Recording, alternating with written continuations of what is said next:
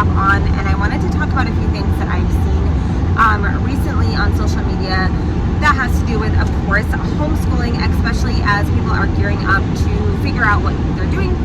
I just spit. To figure out what they're supposed to talk. You can talk. I'm just supposed to sit here. What are you going to say? Nothing. Okay. Do you want to say something? No, I just wanted to make sure I could be a part of the conversation. Oh, you want to be a part of the conversation? Okay. No, you can't sing on. Oh, YouTube will flag it. Okay. So anyway, what I wanted to talk to is what I'm seeing over and over and over right now is people homeschooling for this year to then put their kid back into public school. And I'm not going to share my opinions on that or whatever. I think every family needs to do what's best for their family, particularly this year, but always. I think a lot of people have been nervous over the past couple of years, or have been interested in homeschooling but have been nervous about it, who are now going to be trying it, and a lot of people have never really thought about it and who are now doing it. And so one thing that I keep saying over and over again is I want to homeschool for this year to experiment, to see how it goes, to then put my child back into public schooling. And the biggest thing I see with that is keeping up. I want to make sure that my child keeps up in homeschooling this year to make it, for the next year that I put him back into public school. And I have been thinking about that because what I think is going on is a lot of people are saying okay, this is so shaky. I'm going to give homeschooling a chance this year. I'm going to give it a chance. Watch the video. Yes. Wow, that one was really bouncy. I'm going to give homeschooling a chance, but it's probably not going to work out. So I'm going to definitely plan to put him back into public school after. And so because of that, I want to make sure that my child doesn't get behind. And in my previous video, I definitely talked a lot about, or 2 videos ago, I think, about being behind, because I actually don't think it's really a thing as long as your child is learning, but that's just personally on me. And so there's a few things I want to adjust. There's a few things that I want. You got a car? No. Address. There's a few things I want to address, and the first one is that homeschooling and keeping up with the public schooling is like putting a square peg in a circle hole. It doesn't actually work that way. And what I think is going to happen is that a lot of people are going to get so stressed out from trying to keep up and trying to get everything done that what's going to happen is you're really going to end up missing the beauty of homeschooling and the freedom that homeschooling brings. So one of the beauties about homeschooling, one of the wonderful aspects of it is that you can really take time to slow down and pursue, that's a big bump, your child's interests, and you can really ensure that your child is understanding the concepts that you're teaching and move on when your child is ready to move on, which is sometimes not a luxury that you have in the public school.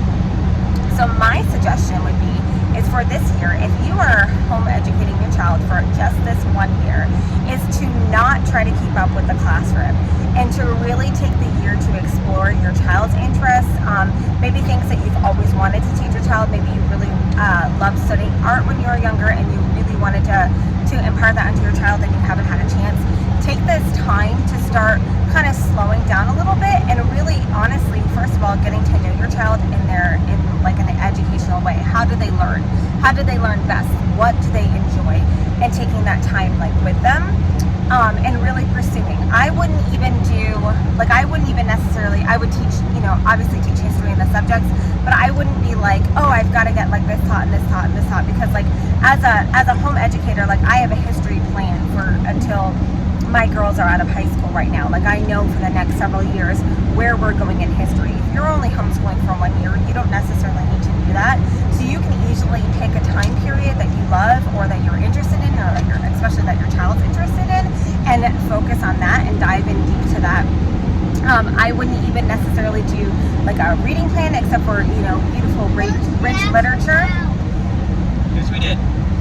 Beautiful rich literature, and letting your child pick out what they want to read and digging in deep reading with them. It is vitally important that you are reading with your children. That is so important. Having, kind of almost doesn't even matter how old they are, but having them read aloud to you and you reading aloud to them, that is something that is key. I was talking to my public school friend, and we both were at 30 minutes a day, if not more, would be amazing for your child to be reading. But those are really awesome things to be focusing on. But my thing would be is that like grammar can easily be caught up on, caught up on if you go end up in the public school. History, all of those things can easily be caught up on. The only thing that my suggestion would be, I think my hair tie just popped. I think the only thing that my suggestion would be is if you're really worried about keeping up on would be math, and just to make sure that your child is getting the concept that they're getting. Khan Academy is free, and that's really great for ensuring that you're going to stay up to the public school standards with Common Core math. I also believe that Beast Math is Common Core. My hair's going to fall out. It's coming down. So that, that if you're really focused and you're really concerned about your child's, being behind or whatever, you can look at the math and make sure that you're keeping up on math. Editing Bethany here. What I just wanted to add in is that the suggestion for the math comes from my public school teacher friend. She is a 5th grade teacher, and she said anything else can really be easily caught up in or really can go at a child's pace, but math is something like, say they're learning single digit, addition for fractions in 1 year, and then they come back and they didn't learn that, and then they're doing, they're much more advanced. It's going to be very difficult to catch up on that. So that's where the suggestion for the math comes into place. I just wanted to add that in there, that is coming from a conversation with her. It's not something completely from myself. What I would really suggest for this year is just digging in deep and slowing your pace, slowing your child's pace, slowing that kind of the education race down, and really piquing their interest. Because what you can do and what can be an amazing year is to really help your child fall in love with learning, which is one reason why us homeschoolers all the time, that's one reason. Okay, I gotta fix it. Okay, we're back. Yes, back. You two both flagged me. Okay. So my challenge would be is that this year, where you have this opportunity to stay home with your child and educate them at home, and it is probably something that you never planned on before, or that you're never planning on doing again, my challenge would be, my challenge would be is do not try to keep up or mimic a public school classroom. Make yourself a stiff drink. Have some essential oils. How about that? Okay. Have some herbs. Anyway, now I'm all distracted. That could be this title of your thing. Homeschooling. Make yourself a stiff drink. Anyway, you're so distracting when I do this. Now I lost my train of thought again. I told everybody to slow down. Yeah. Oh, so don't mimic the public school classroom. It's not a race. It's not a race. Yes, it's definitely not a race. This is not about keeping up with peers. This is about your child flourishing. There's a huge difference, and we have so much pressure from the moment our children are born, right? How much do they weigh, and are they keeping up with the growth charts? Are they meeting all the things that they need to be meeting, right? And that there's so much pressure that sometimes we just forget that kids are kids, and they're going to learn at different paces, and they're going to excel at different things. I have 6 kids, and every single one of my kids, they learn so differently. I have not taught my kids how to read in the same way for any of my children, and I don't anticipate to, right? Because they are individuals, and that's how God created us. So as you're teaching your children this year, mimicking the public school classroom is going to exhaust them. It's going to put a lot of unnecessary pressure on them. It's going to cause tension between you and them, and it's also going to exhaust you as a parent as you're teaching your children, because it's like black and white. It's like if we took a public school classroom and we said, okay, you have to do your public schooling the way that we homeschool. Wow, a giant dinosaur, 80 feet. See the dinosaur, guys? But does that make sense? So like if all of a sudden you were told, like, okay, yeah, you're going to be public schooling this year for the first time, or no, yeah. What? It's like if we told the homeschoolers you're going to be public schooling for the first time this year, but you have to mimic exactly what we did at home. You'd be like, that's crazy. That's not even possible, because it's a completely different environment. It's completely different goals, right? And so that's why I really challenge you to really get that out of your mind. And as I say in almost all my videos, I am going to do a dedicated video. I know, it's beautiful. I am going to do a dedicated video to deschooling because I think that that's really important right now. If you're coming from the public schools, you as a parent, you need to deschool, and your children also need to deschool.